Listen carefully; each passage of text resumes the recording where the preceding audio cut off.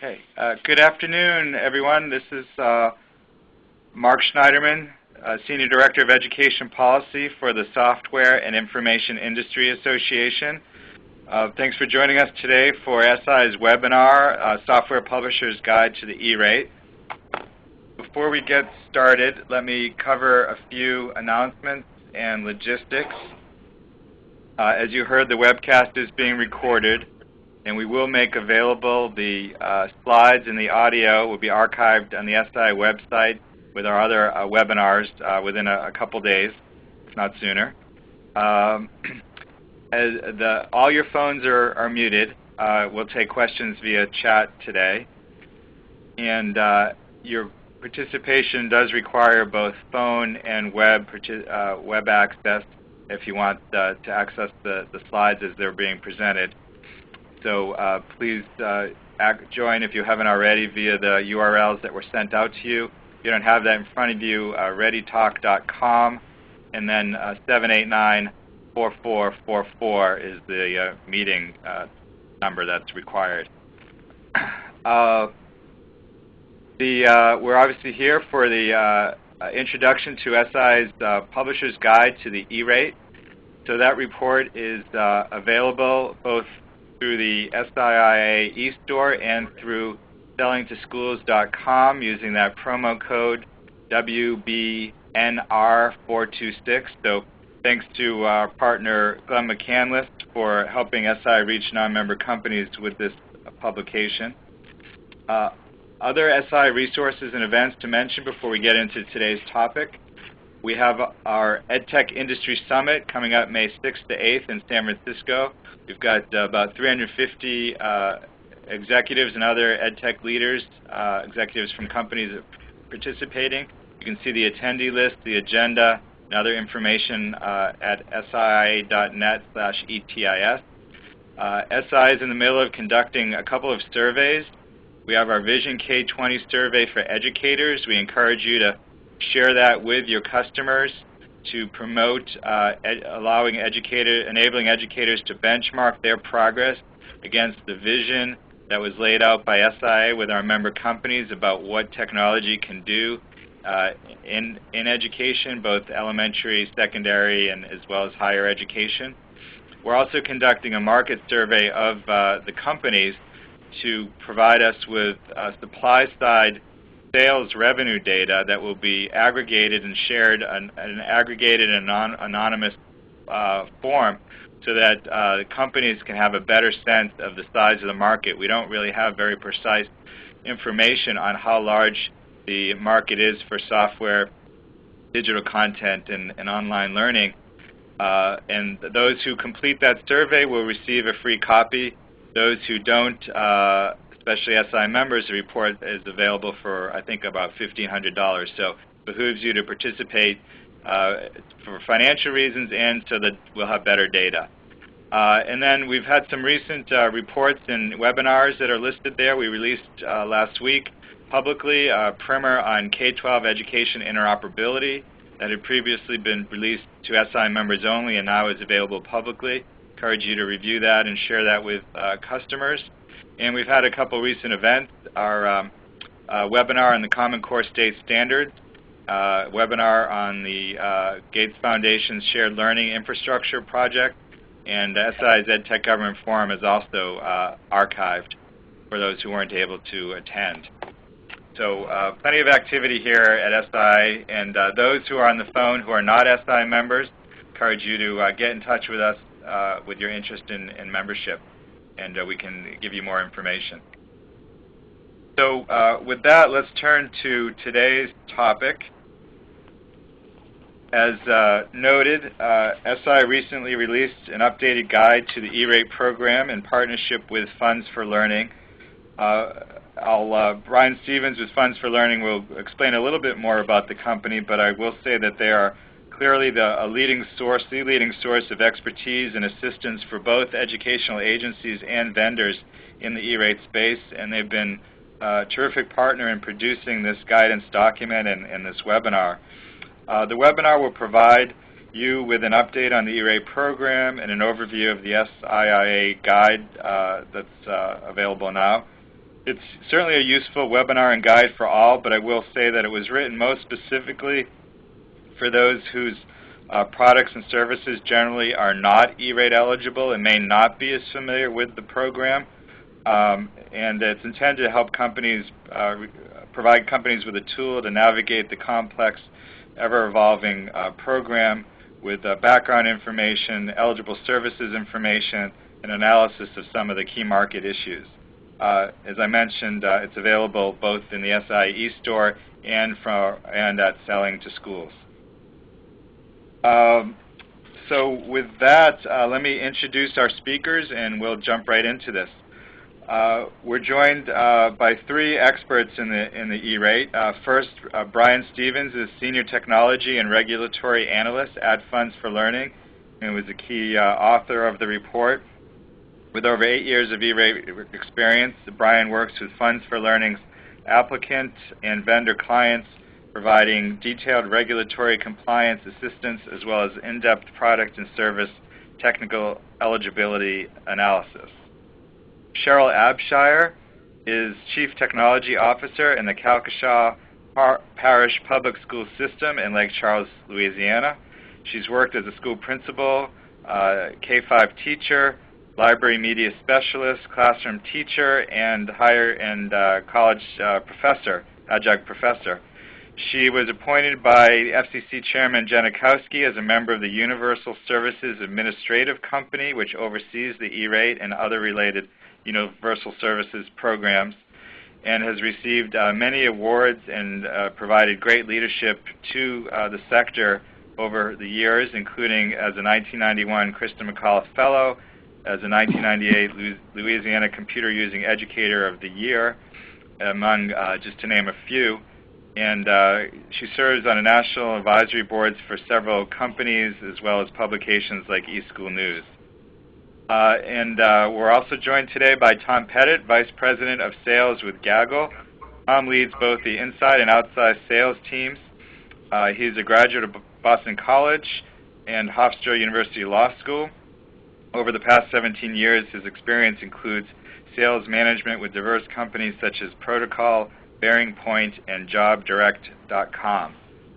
So with that, I'm going to turn things over to Brian to run through slides that he's prepared outlining a lot of the key E-rate issues that are in the guide, and then we'll hear from Cheryl and Tom with some reaction and some of their perspectives, and we'll open up to your questions.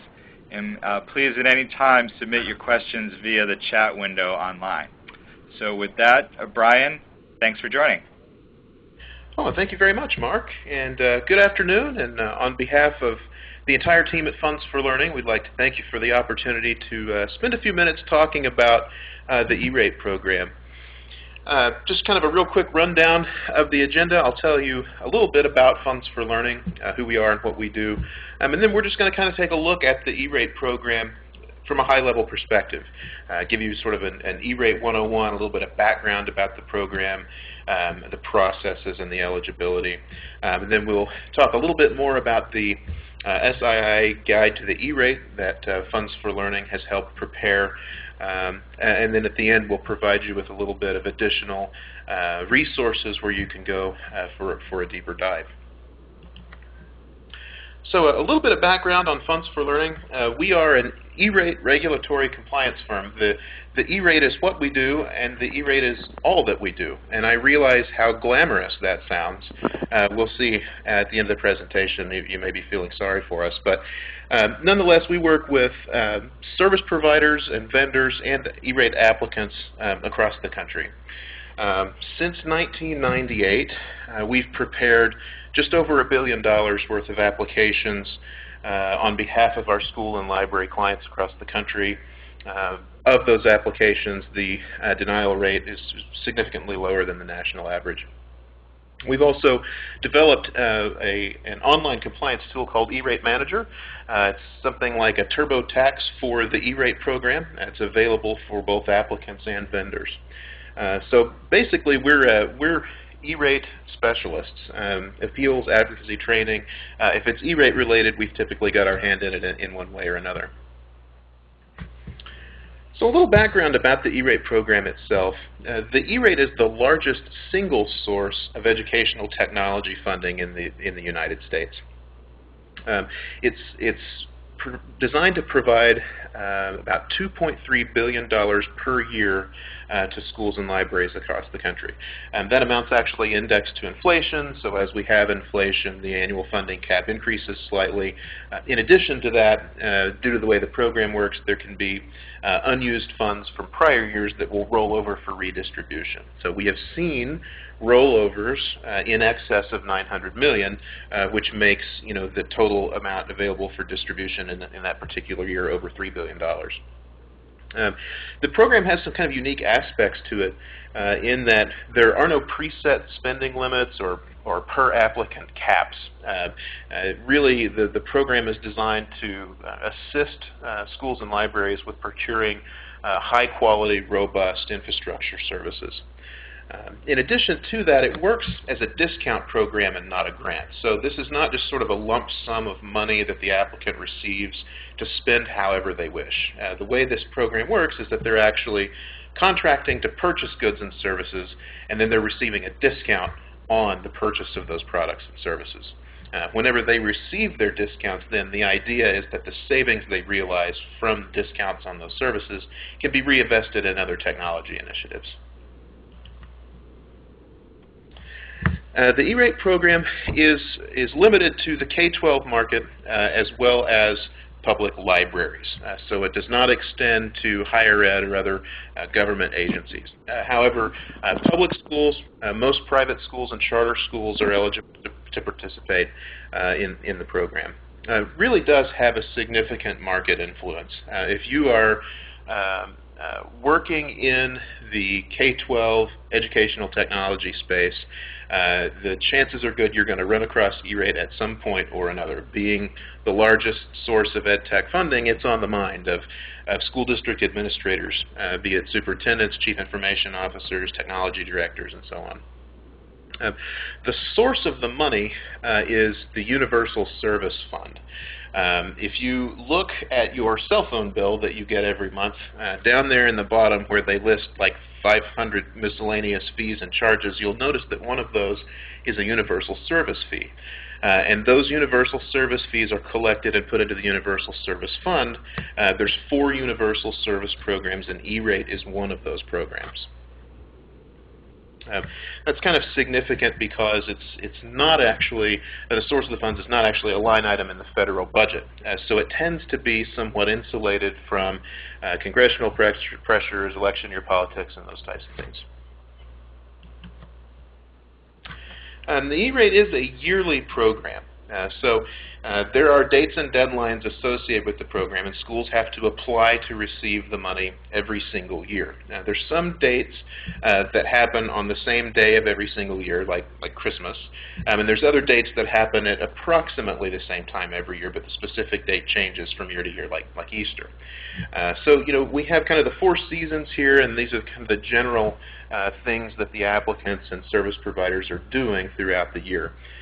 In the fall, there's a competitive bidding process that's required, and it's when the bulk load of the competitive bidding activity takes place. In the wintertime, generally from anywhere from December to February to March, is when the schools are actually submitting their applications. In the springtime, the administrator begins reviewing those applications to make sure that they were done correctly. And then the funding years start on July 1st in every year in the summertime. And that's when the customers actually start to take delivery of their products and services that they're purchasing with E-rate discounts. Here's kind of the E-rate power structure. The overall program policy, the laws, so to speak, are set by the FCC, the Federal Communications Commission. The Universal Service Administrative Company, or USAC, is the corporation that's in charge of kind of the day-to-day administration of all of the universal service programs. The Schools and Libraries Division, or SLD, is the division of USAC that's responsible for the E-rate program. When you're talking to folks about E-rate, they will typically use the terms USAC and SLD interchangeably, and they're of course referring to the administrator of the program. So the E-rate program is really designed around providing discounts on the purchase of connectivity and infrastructure. Really what we're concerned with here is providing sort of the necessary backbones for communications, voice, video, and data to take place within school districts. Communication with the outside world via telephone or via internet, and also the infrastructure components you need within a particular school or library in order to effectively utilize those connectivity services. So there's 4 discount categories that the products and services that are eligible fall into: telecommunications, internet access, internal connections, and basic maintenance. And we're going to talk a little bit about the types of things that fall into these categories to give you an idea of the types of products and services that are typically considered eligible for E-rate discounts. So we have our first group of services called Priority 1 services, and these are things that fall into the telecommunications and the internet access funding categories. Telecommunications comprises phone service. So basically just about any kind of phone service a school district may be purchasing is eligible, whether they have just plain old telephone lines like you'd have at home, on up to things like PRIs and T1s and voice over IP services, cell phone services.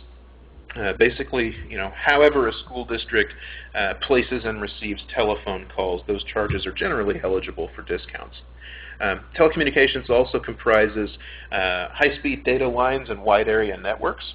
So if we're talking about connections that allow all of the school buildings within a district to communicate with one another, or a library system that has library locations across town, being able to establish that connectivity between all of those buildings would typically be eligible in the telecommunications category. So, you have things like Ethernet services, fiber optics, all of those types of services as well. And the next category is internet access. It's exactly what it sounds like. It's internet bandwidth. So a school district's connection to the internet, or connection to the cloud, if you will generally qualify for E-rate discounts. And that really runs the gamut. Everything from dial-up access all the way up to very high-speed, high-capacity broadband connections. So certainly it includes things like cable modem and DSL, but also your T1s and T3s and Ethernet, fiber. Basically, however they're getting their connection to the cloud, generally is going to be eligible for discounts. In addition to that, the program does provide discounts on the purchase of certain hosted services, and they're pretty specific in the regulations about the 3 types of hosted services that qualify. And those are listed on the screen here. The first is email service, or email accounts, if you will. If a school district is contracted with a company to provide email accounts for students, teachers, administrators, and so on, the service charges for an email service would be eligible. In addition to that, web hosting services qualify for E-rate discounts. That's the hosting charges necessary for a school to put their website out on the internet. So if you go to www.schoolname.org, the hosting charges that power that website would generally be eligible. And finally, the third type of hosted service that qualifies is a hosted voice over IP. If you're familiar with the technology, this would be something not unlike Vonage or Skype, basically giving school districts the ability to place telephone calls using a broadband data connection. When it comes to Priority 1 services, the rule of thumb here is that it's really set aside for services only. There is no hardware or software that's typically funded in the Priority 1 categories. There are a couple of exceptions in terms of leased on-premise infrastructure for advanced services, but generally speaking, all of the hardware and software components will be in the Priority 2 categories, which is what we'll talk about now. So, in Priority 1, really we're primarily concerned with making sure that our school districts and our libraries can place telephone calls and get out on the internet and be connected to the outside world. With the Priority 2 categories, what we're really concerned with is making sure that, okay, now that we have this high-speed data connection to the internet, let's make sure we've got enough network infrastructure at the school to make sure that we can make effective and efficient use of that broadband connection. So you'll see a lot of things in Priority 2 funded. Your local area network infrastructure, so all of the switches and routers and wireless access points, the cabling they need for voice, video, and data, all of that type of networking and data infrastructure at the schools is generally going to qualify. In addition to that, you have telephony infrastructure like phone systems, PBXs, or voice over IP systems, voicemail systems. If they're operating their own in-house phone system, generally that phone system will qualify. We also have some video equipment, things like video over IP components, encoders and decoders, multi-point control units, master control units for video conferencing. Certain types of video streaming components are eligible as well. There are also certain types of servers that will qualify for E-rate discounts in the Priority 2 categories. Now, whenever a school district requests E-rate funding on, or E-rate discounts on the purchase of a server, the first thing that the program administrator will do is say, okay, that's great, what are you going to use this server for? So the same exact server hardware can be either eligible or not, depending on how the school or library intends to use that server. So what we have on the screen here are examples of eligible server uses. And you'll notice that they serve kind of a network or an infrastructure function, things like DNS, DHCP, Active Directory, if you're familiar with that. Email servers are eligible, so if they don't have an email service in the Priority 1 category and prefer instead to operate their own email server, an email server would be eligible. Firewall servers, certain types of video distribution servers, and proxy and terminal servers can qualify as well. So the applicants do have to supply their intended use for the server products in order for them to be considered eligible at the time the request is reviewed. So going along with that theme, software is eligible to the extent that it's required for a server to perform one of its eligible tasks. So if we have a DNS DHCP server, for example, the operating system for that server is eligible because it won't work without it, right? And then any sort of application stacks that are required in order to perform one of these eligible server functions are going to be eligible as well. And that includes things like your client access licensing in most cases. They also pay for virtualization. So if you've got one of these eligible server uses here, that's considered eligible whether it's virtualized or if it's installed on bare metal, either way. In addition to all of the hardware that qualifies for E-rate discounts, there's also a service category called Basic Maintenance and Internal Connections, which provides for the ongoing repair and upkeep of all the equipment that's eligible in internal connections. So things like basic technical support, routine maintenance, things like your software patches and bug fixes and periodic updates, those types of things are all eligible for discounts in the internal connections category. There are some restrictions in the category. They don't currently pay for things like extended warranties. Generally speaking, the rule of thumb with maintenance services is that an applicant needs to be able to show that services were actually performed. So things that are sold on kind of a retainer basis where the applicant pays a fee regardless of whether or not anything breaks down or any service is required would generally not be eligible. So the $2.3-ish billion per year is certainly a large sum of money. Unfortunately, it's not enough to address every technology need that's out there in the schools and libraries, and so there are some products and services that are considered ineligible. These are some examples that we're going to give in the presentation today. Generally speaking, if a product or a service is not listed as explicitly eligible, it's presumed to be ineligible. But there's some categories of ineligible things that they point out as examples. The first is really end-user equipment. So we talked about the program's emphasis on connectivity and infrastructure. E-rate funding pretty well stops short at a network jack on the wall.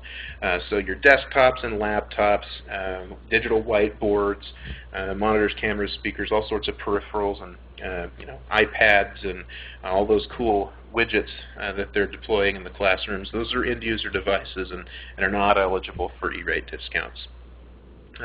Just like there are eligible server uses, there are ineligible server uses. So these are things that really aren't necessarily required to send an email or to establish network connectivity. So these are things like your print servers and storage of content and documents, database servers, application servers, virtualization of non-eligible server uses like desktops. So you have a whole class of ineligible server uses. And then there's kind of an area of products that it's just really non-critical infrastructure. There's things like network monitoring, network management, advanced security, antivirus, anti-spam content filtering. And these are all types of things that, while they may be useful to a school district, they're not necessarily required in the strictest sense to establish connectivity. And so some of the more advanced and options and monitoring and those types of things are considered ineligible. We get a lot of questions about cloud services or cloud computing. Hey, is my hosted service or my cloud service eligible? We talked about there are really three specific types of hosted services that are eligible. Hosted email, web hosting, and hosted voice over IP. Most other services that would typically be considered cloud services would be in the ineligible category. Same thing with virtual desktops. And then you have a category of ineligible software. There's a rule of thumb in the program that if it installs on a desktop or a laptop, it's generally going to be considered ineligible. But this comprises applications like curriculum, instructional labs, testing apps, student information systems and learning management systems don't really serve that sort of network or infrastructure function, and so they're considered ineligible. So we'll take a real quick look here at the steps. These are the steps from the customer's perspective. They are required to develop a technology plan if they're purchasing internal connections. It basically outlines, hey, this is what we're purchasing and how we intend to use it. Anything that's eligible, the schools do have to open a fair and open competitive bid for those services. It's kind of a cornerstone theme of the program is, hey, we're going to require the schools to put these projects out for bid so that vendors can compete against one another in order to win that business and provide cost-effective products and services. So there's a whole process that the applicant has to go through with respect to opening the bid, evaluating the bids they receive, selecting a vendor, and then signing contracts. Then they submit their application. That application goes under an individual review by the program administrator where they make sure that all the rules were followed and everything that they're purchasing was eligible for discounts. And once that's complete and the funds are approved, they begin the receipt of service. They buy the products and services that they're requesting discounts on, and then they follow up with payment paperwork. And mirrored to that is really the steps that the technology vendors are going through at the same time. So they're on the lookout for those competitive bids when they're filed. So vendors are looking for schools and libraries that are interested in purchasing the products and services that they have for sale. They provide support to the applicant as they go through that funding request review process, helping with, describing the products and services they're purchasing and that sort of thing. And then they invoice the applicant and help with the paperwork process on the back end. Speaking of that process, at a real high level, there's two ways that the dollars actually flow in the program. There's discounted invoicing, so the schools are required to, I mentioned that it's a discount program. the discount rate the amount of discount that they receive is based on the relative measure of poverty in the school's geographic area. So they base it on the percentage of kids in the school that qualify for free and reduced price student lunches. The ones that have high percentage of kids that qualify get high discounts. The lower percentage schools get lower discounts. So the school can elect to pay only their matching portion, their non-discounted portion, and have the service provider invoice for the remainder. That's typical in large infrastructure projects where there's a significant amount of money involved. The second way that dollars flow is the reimbursement process. So a school would typically budget 100% of the cost of their phone service and their internet access and all their mission critical services that they're not going to live without, right? And so they budget for those services.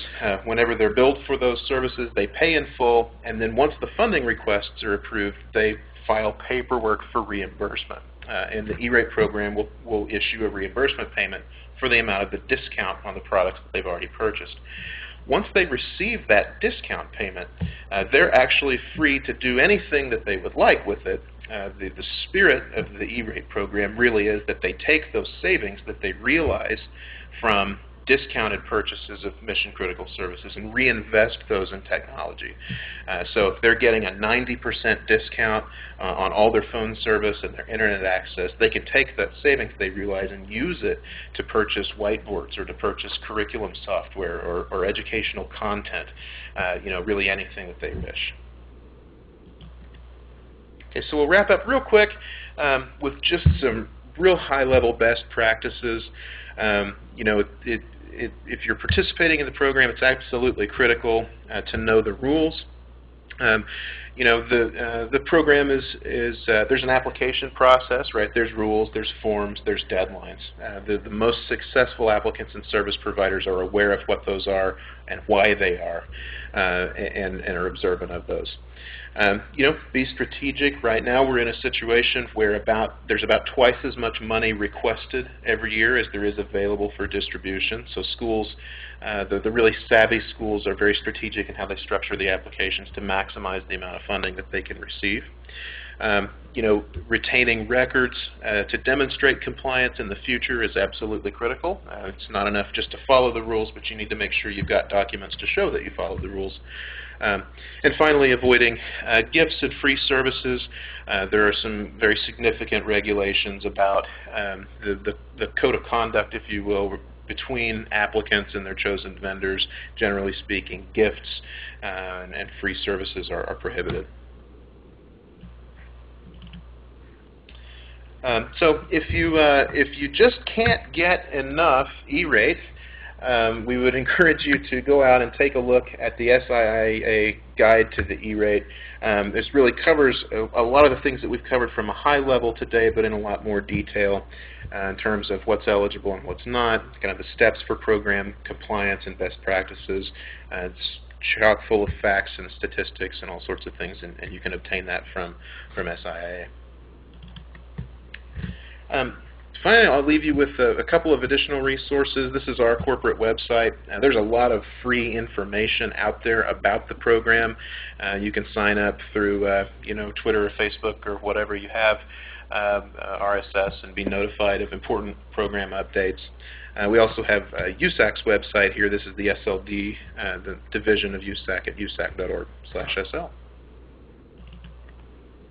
Very good. Thank you, Brian, so much. And actually, I'll go back to that last slide just to keep it up for a minute for folks to write down the URL. So thank you for providing a terrific overview. As Brian mentioned, there is much, much more. We just scratched the surface with that. So let's take this a little bit further, and we're going to now call on Cheryl and then Tom to provide a little bit of their perspective, and then we'll get into your questions. So Cheryl is in a unique position to both be an E-rate recipient within our school district, and also to be sitting on the USAC board that oversees the program. So Cheryl is going to share a little bit with us about what the E-rate means for her school district and students and teachers, and then a little bit of some suggestions or tips for vendors for what they should be thinking about. Cheryl, thank you. Yes, Mark. Great. Thank you very much. Can you hear me okay? Yes, great. Perfect. Okay, well, thank you for asking me to participate this afternoon.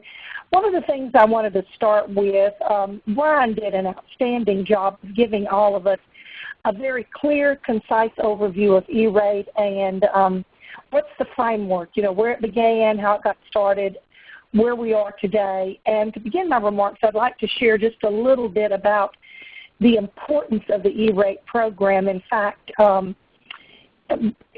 Brian went through and talked about Priority 1 services and Priority 2 services. And obviously the Priority 1 are ranked in terms of the heart and soul of the E-rate fund, which is telecommunications, internet services. Just to give our listeners this afternoon a little bit of a kind of up-to-date framework of where we are, this fund is a $2.25 billion fund. As you said, it is indexed for inflation, but that's really not seen in 12 years much of an increase in that fund. And I just attended the most recent QSAC board meeting, in fact, Monday and Tuesday in D.C., and I think it'd be interesting for our listeners to know that this year, applications that came in here in late winter that are for proposed funding discounts that will begin July 1st of 2012, take schools and libraries through June 30th of 2013. The fund was oversubscribed to the tune of $5.237 billion. So that's more than double. And I think an interesting piece of information about the need, the great need for this fund in schools and libraries around our country is that just the Priority 1 services, which are really the framework for everything we do, internet and telecommunication services, just that P1 funding was $2.44 billion. So that is the entire fund. This was an increase of 12.5% over last year, and it far exceeds that funding cap. So what does this mean in terms of vendors and school districts and libraries? That very little of Priority 2, that other list of items, servers, maintenance, web hosting, those types of things, switches, those types of things, very little will be funded. There's $400 million in rollover that will roll over, and that will be all there is to fund Priority 2. It'll only be funded at the very, very neediest schools, libraries, and school districts that qualify with a 90% free reduced rate. And because the demand is so high for these P2 services, they'll probably only get funded at 40% of what their discounts request. So just to kind of frame the piece that the need is deep and wide, as we talk about 21st century skills and connectivity and e-books and digital content, the really holy grail for that is the internet. And so as you think about companies that provide services, and I know I've looked at the list of folks that are on the call today, and I saw a question from Glenn about, what are the sales opportunities for those of us that are not directly involved in E-rate discount services. I think what opportunities to answer that question is everything. Because if you think about learning and how content is moved to the cloud, how do we access that in schools and libraries? We access that via a very robust internet connection. And as the demand grows in our schools with the addition of more and more mobile devices, we're going to need more bandwidth. And to be able to use the products and services that many of the folks that are on the call today provide, we'll need to have discounted services. So I say that to say that I think everyone on the call today, I commend you for being on this call, because this information that SIIA is providing helps you think about how do you plan your business going forward, knowing that we have a very high demand for internet use, and many of your services use the internet. The other thing that I'd say that I think is critically important is the fact that as you as members of this community have an opportunity to comment about the power and the importance of universal service, now that you've become an expert on it, I think you understand the deep need. Brian mentioned that it's not a congressional appropriation, but let's make no mistake about it, it's a political process. My less than 2 years on the board have clearly indicated to me that we do not operate outside of a vacuum. The FCC has a great deal of oversight, review, and authority over universal service, and our board provides a lot of administrative function.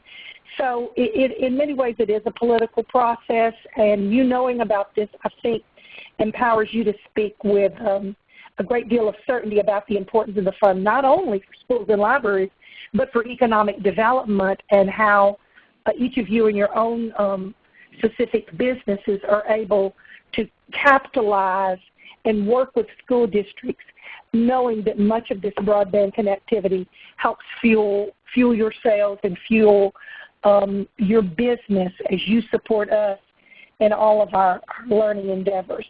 The last thing I was going to talk about real quickly was Mark asked me to talk about the gift rules. I think I saw a question about that also. There's been a very clear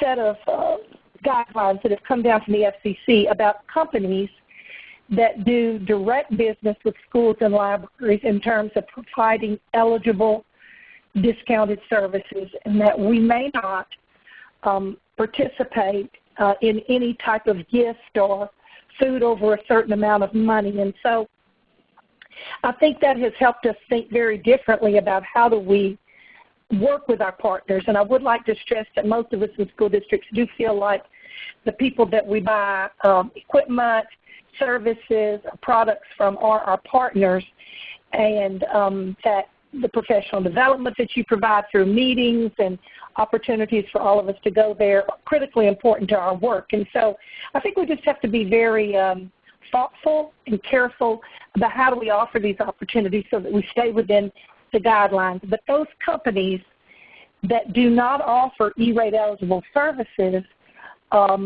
basically do not fall under these guidelines. I know that some companies change their offerings over time, and usually their legal counsel become involved and they know that. But I know there are many companies on the call today that don't provide E-rate eligible services, and so these gifting rules, while you need to be aware of them, they're not applicable to the work you do with schools and libraries because you don't have what's called a SPIN number, which allows you to bid on E-rate eligible services and allow us to select you through a competitive bidding process. So I want to thank again Mark. I'm going to hang around for some more questions, but be glad to turn it over now. And I don't think Jeff's on the call with us today, Mark. I think it's another one of Jeff's colleagues. Yes, thank you, Cheryl, very much for that perspective, and we'll come back with some questions. Now I'll turn things over to Tom to give kind of a vendor perspective. Thank you for having me today. My name's Tom Pettit. I'm the Vice President of Sales at Gaggle. Gaggle's been an E-rate vendor for over 7 years now, and in light of the fact that we are in funding year 14 of the program, we've been in the program for half of the lifetime of it. As a vendor, what is the impact of this? And there is the obvious impact of the funding. The fact that there are these dollars available for districts to be able to purchase eligible products. But I think Cheryl made a very excellent point that a lot of vendors don't understand, is it's not just that they can buy your product, but they can buy the means by which they can access your product and your product more effectively. There were several questions about hosted services and cloud computing services, and every vendor needs to be aware of that as those services become more and more prevalent, the bandwidth that a district has is going to have a huge impact on not only their willingness to buy your product, but also how effective your product works within the district. Another impact that I wanted to bring up was the fact that as a federal program, and with very specific guidelines. It is very important that if you are going to look at availing yourselves to this funding, you need to be meticulous. You need to be keeping those records. You need to understand the federal gift-giving rules. You need to know those factors, because if you are found then to be ineligible, you will not receive the dollars. And the last piece that I always like to bring up at this point is what a lot of people don't inherently understand about E-rate. The SLD does not pay schools money. They pay it to the vendor. So when there was the discussion earlier about you can go the discount method or what's known as the bear method, if a district chooses to pay a vendor in full up front, the SLD will actually pay that vendor the dollars, and then that vendor will refund the school district. And I wanted to bring that up because that really goes to the core of how important it is when you are going to avail yourself to this funding to be able to keep meticulous records.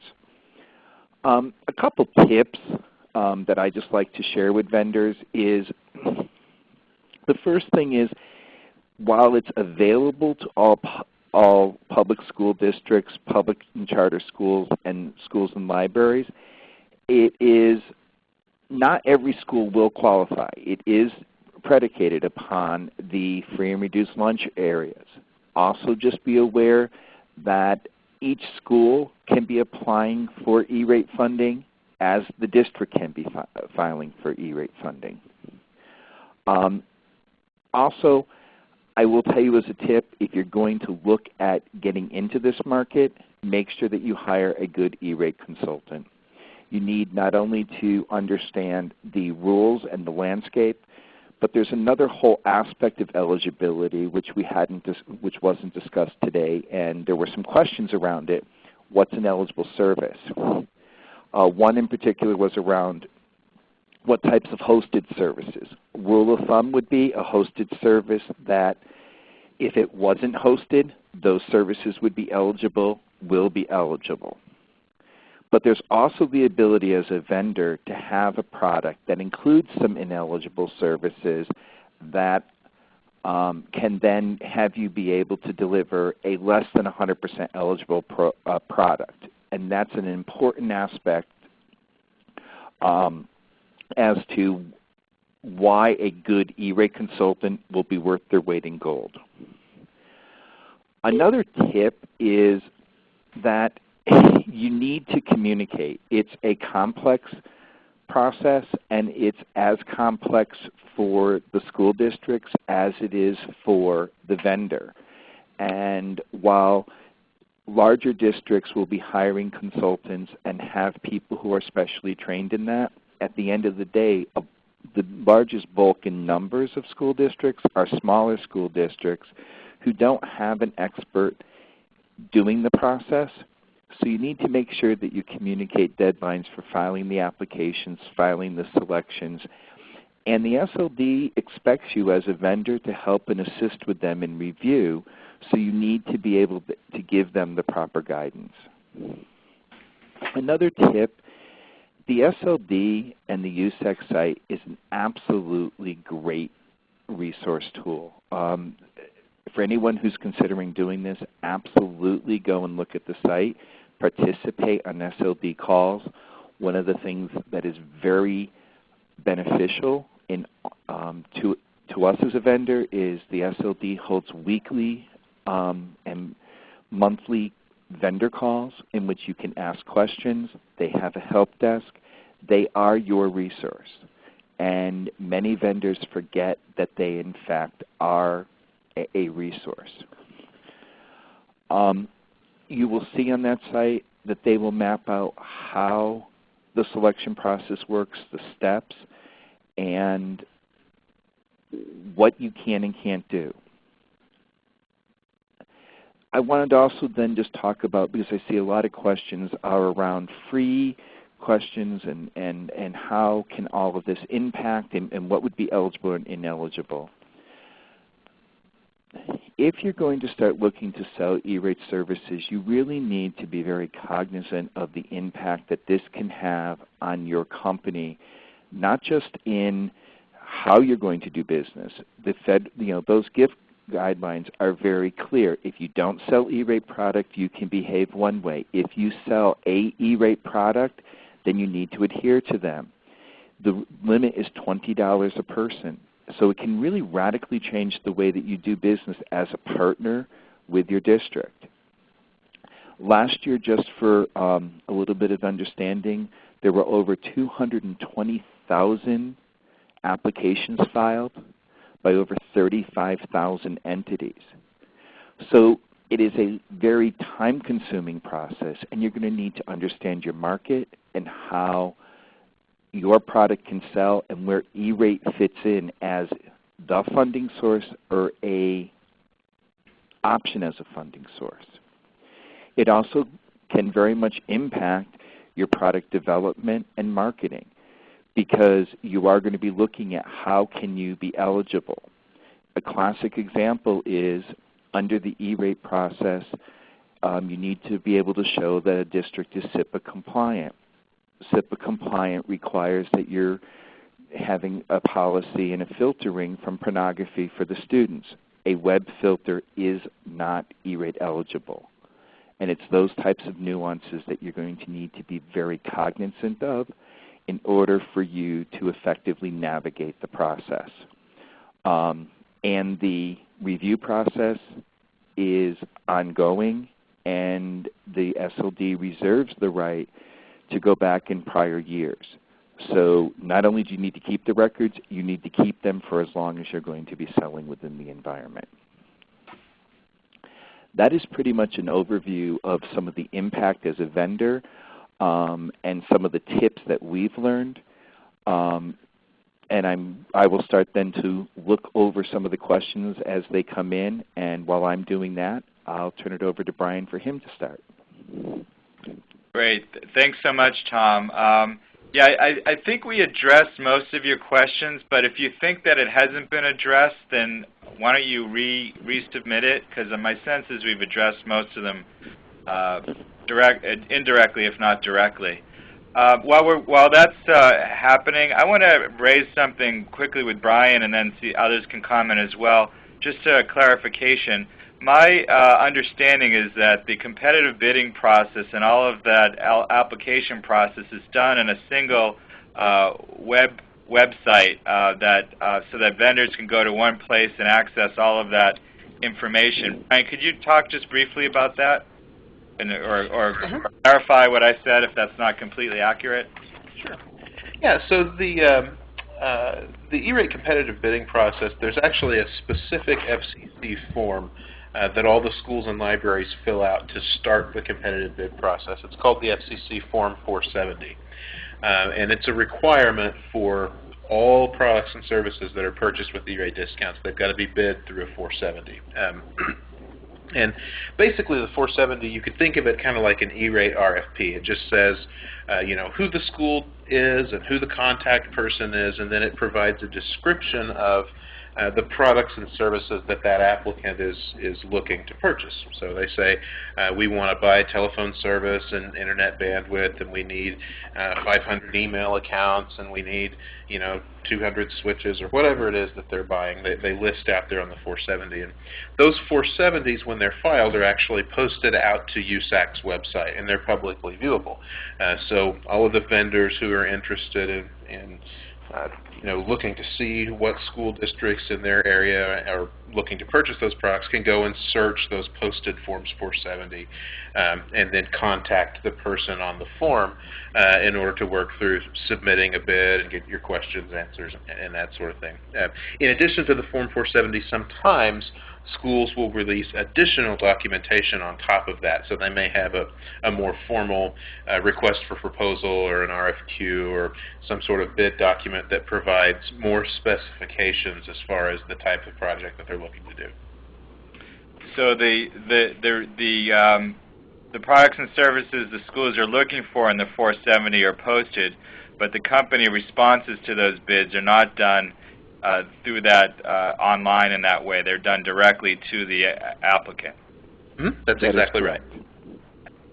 One of the things I'd add to that, Mark, is that applicants have very specific criteria usually that they require for the response to their RFPs. Many of them are based on state guidelines, some are on district policy, but it's always helpful to make sure that you reach out to the applicant and ask for specificity. Many of them even hold pre-bid meetings to help potential people that want to bid on these RFPs get extra information. Like I said, over the last 12, 14 years, most of us become pretty knowledgeable and want to do everything we can to help our partners in the vendor community give us the best service and information that we can to make very informed decisions when we make these selections for discounted services. Okay. That is an excellent point, and as a vendor, I really do want to reinforce what Cheryl had said there. The competitive bidding guidelines that are put forward by USAC are not in substitution of any state or local guidelines, but they are in conjunction with them. So if you are going to respond within this program, you are going to need to have an understanding at each state what those levels are, and at times you may need also to understand what it is at the municipality level. And we should clarify that would apply to gift rules as well. Simply because you're not eligible for E-rate funds and don't come under those gift rules certainly doesn't mean you're exempt from existing state and local gift rules that will vary widely. There are two, I'm not sure we quite got at these, and I know that probably everyone on the phone is going to want to be hesitant to give an exact answer, but there were a couple people asked about eligibility for a couple specific things. I thought I'd mention those to our speakers. One was about branded school online libraries. The second was about software students use in the classroom, and the degree to which either of those are eligible for E-rate funding.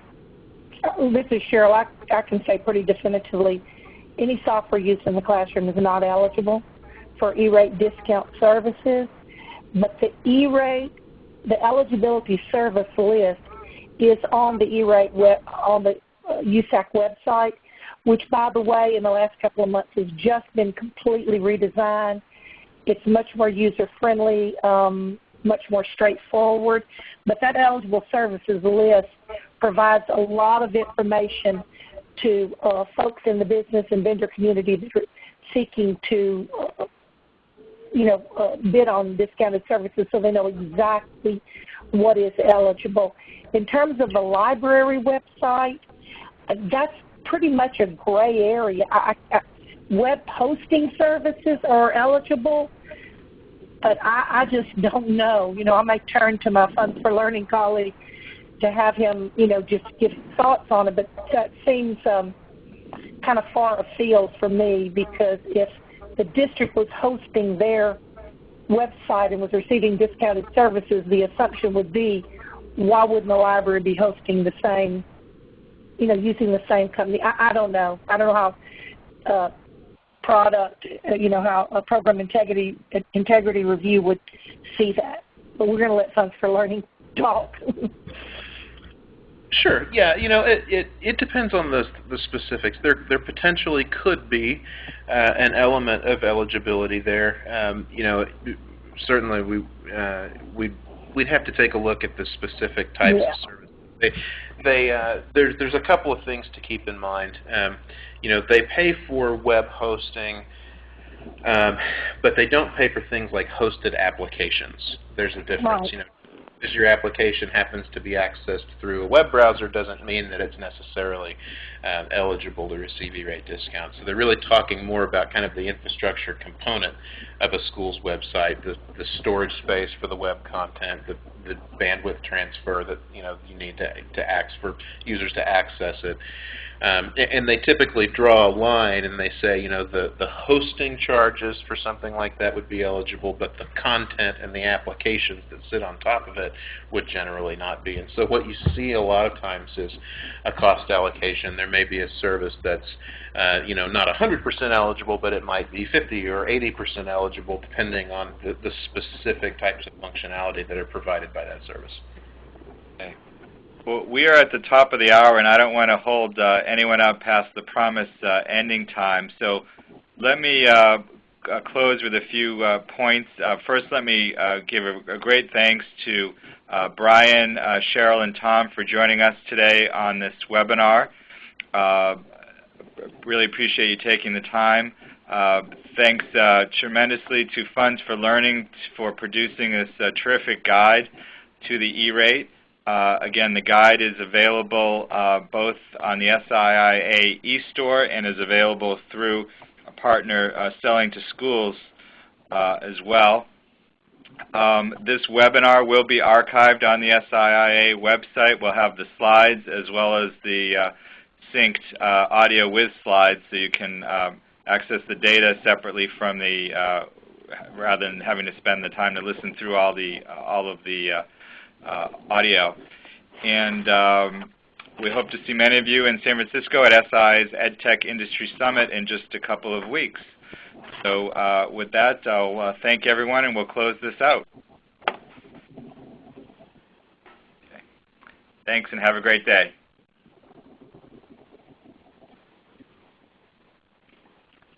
Thank you.